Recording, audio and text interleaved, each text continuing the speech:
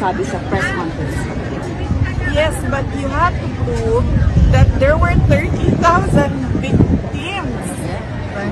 So how can you prove systematic killing of 30,000 victims if you do not have the names of 30,000 victims?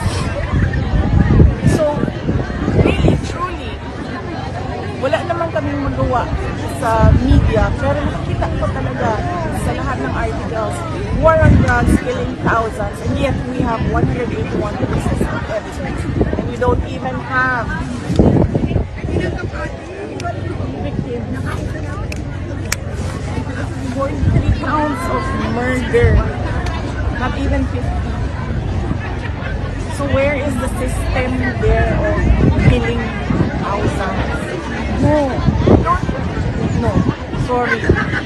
Bobo yung abogado nila. Ma'am, last na lang from my end. You have so much on your plate. Birthday ng Presidente, you are the Vice President, malayo kayo sa pamilya niyo na nasa Pilipinas. How do you manage? Paano ang strategiya ninyo to balance your family time, pag-aalaga sa pamilya, pati na po itong mga problema ang pinapagawa? And for yourself?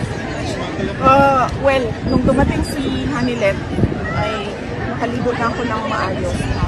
Nakuskus ko na yung mga dapat kuskusin, ma'am.